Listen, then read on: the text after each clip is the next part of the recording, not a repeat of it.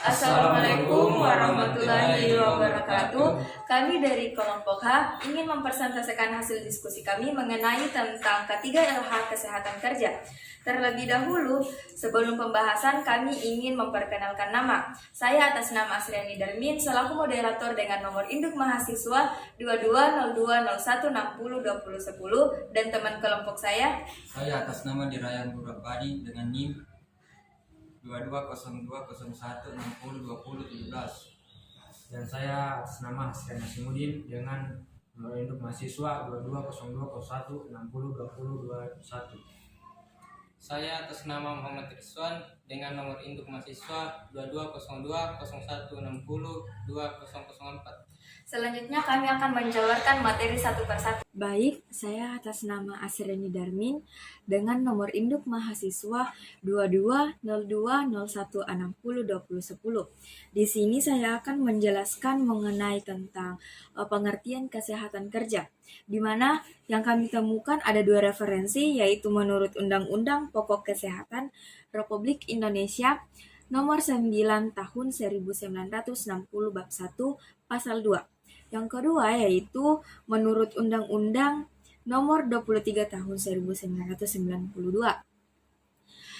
Yang pertama yaitu menurut Undang-Undang Pokok Kesehatan Republik Indonesia Nomor 9 Tahun 1960 Bab 1 Pasal 2, di mana kesehatan kerja adalah suatu kondisi kesehatan yang bertujuan agar masyarakat pekerja memperoleh derajat kesehatan setinggi-tingginya, baik secara jasmani, rohani, maupun sosial, dengan usaha pencegahan dan pengobatan terhadap penyakit atau gangguan kesehatan yang disebabkan oleh pekerjaan dan lingkungan kerja maupun penyakit umum. Nah, yang kedua yaitu menurut Undang-Undang Nomor 23 Tahun 1992, di mana menjelaskan tentang kesehatan. Undang-undang memberi kewajiban bagi perusahaan untuk memeriksakan kesehatan badan, kondisi mental, dan kemampuan fisik pekerja yang baru maupun yang akan dipindahkan ke tempat kerja baru,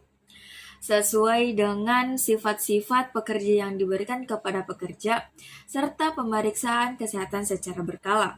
Sebaliknya, pada pekerja juga berkewajiban memakai alat pelindung diri APD dengan tepat dan benar serta memenuhi semua syarat keselamatan dan kesehatan kerja yang diwajibkan.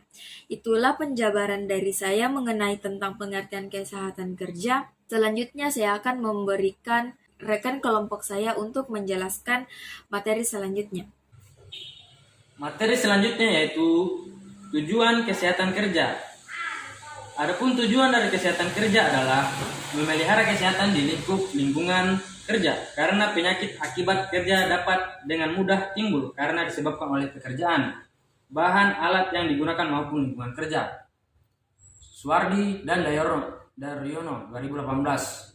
Sebuah lingkungan kerja yang amat dapat meningkatkan produktivitas serta efisiensi kerja, sedangkan jika terjadi kecelakaan kerja maka akan menimbulkan berbagai kerugian seperti korban jiwa atau kerugian secara materi, serta mengganggu proses suatu produksi, dan dampak yang ditimbulkan juga dapat merusak lingkungan masyarakat di sekitar tempat kerja. Irzal 2016.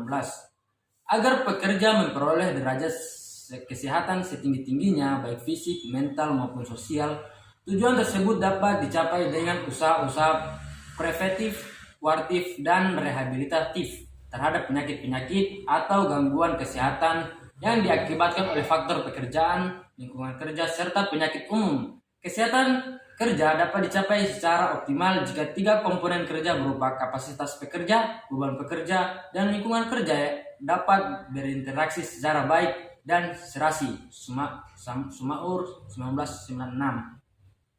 Sekian. Saya atas nama Asriani Darmin dengan nomor induk mahasiswa 220201602010. Selanjutnya, di sini saya akan menjelaskan mengenai tentang cara menjaga kesehatan kerja. Terdapat 5 poin, yaitu menyediakan konsumsi sehat, mengadakan program aktivitas fisik, menyediakan ruang kerja yang sehat, menghias ruang kerja dengan tanaman hidup, dan membangun koneksi antar rekan kerja. Nah, Saya akan menjelaskan satu persatu. Yang pertama yaitu menyediakan konsumsi sehat. Perusahaan harus memastikan bahwa mereka menyediakan makanan yang sehat dan bergizi. Perusahaan bisa menyediakan buah-buahan sebagai alternatif kudapan untuk karyawan. Untuk makan siang, mereka bisa memilih dan mempercayakan yang sehat serta bisa memenuhi standar gizi karyawan. Perusahaan juga bisa menyediakan minuman sehat seperti air putih atau jus. Makanan yang tidak sehat seperti makanan manis apabila dimakan secara terus-menerus akan memengaruhi kesehatan bagi karyawan. Yang kedua yaitu mengadakan program aktivitas fisik, di mana sebelum jam kerja dimulai, perusahaan bisa menyediakan program aktivitas fisik seperti senam mini selama 15 menit. Perusahaan juga bisa menyediakan program olahraga di luar jam kerja, seperti bulu tangkis, futsal, basket, dan lain-lain untuk menunjang kesehatan bagi para karyawannya. Apabila sulit menjalankan program olahraga, perusahaan bisa mengajukan para pekerjanya untuk lebih aktif secara fisik lewat imbauan.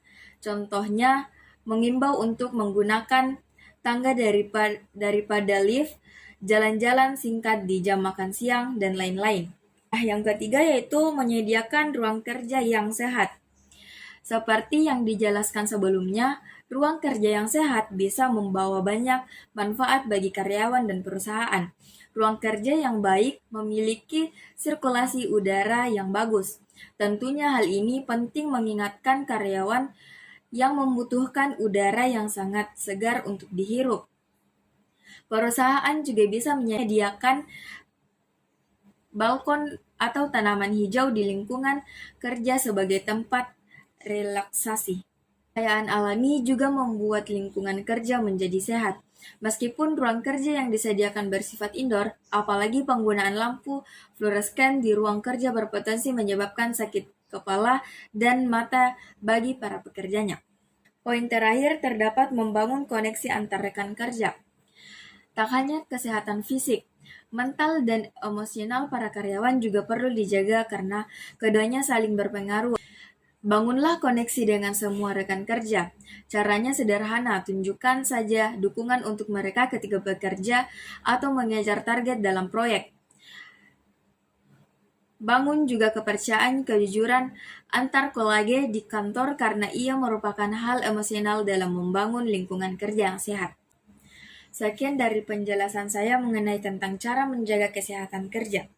Selanjutnya kewajiban dan hak kesehatan kerja yang akan dijelaskan oleh rekan kelompok saya. Terima kasih. Baik, materi selanjutnya yakni tentang kewajiban dan hak kesehatan kerja. Yang pertama, memberikan keterangan yang benar bila diminta oleh pegawai, pengawas, atau ahli kesehatan kerja. Yang kedua, memakai alat-alat perlindungan diri yang diwajibkan. Tiga, memenuhi dan mentaati semua syarat-syarat keselamatan dan kesehatan yang diwajibkan. Yang keempat, meminta kepada pengurus agar dilaksanakan semua syarat keselamatan dan kesehatan yang diwajibkan.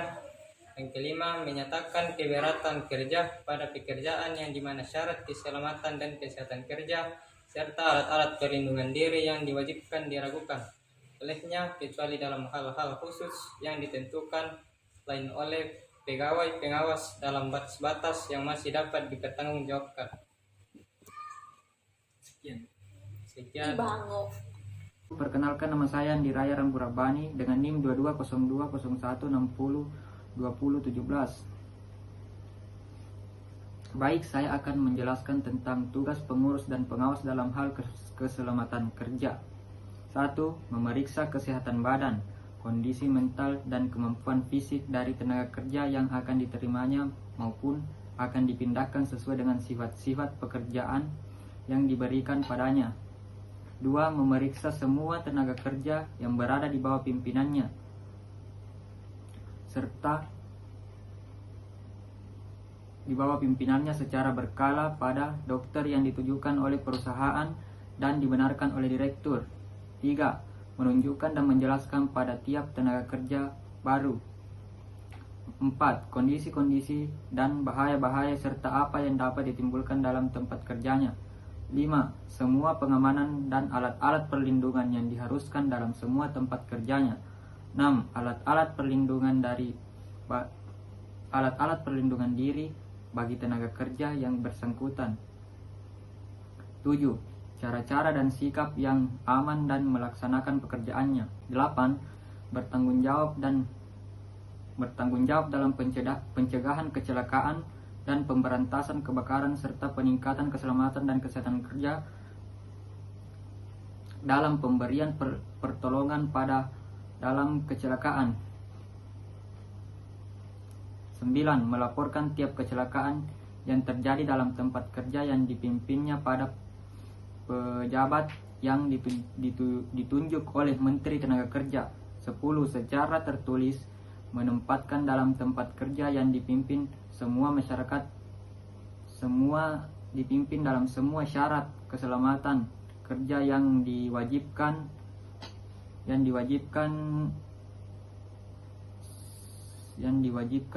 sebagai undang-undang ini dan semua peraturan tersebut. Terima kasih. Assalamualaikum warahmatullahi wabarakatuh.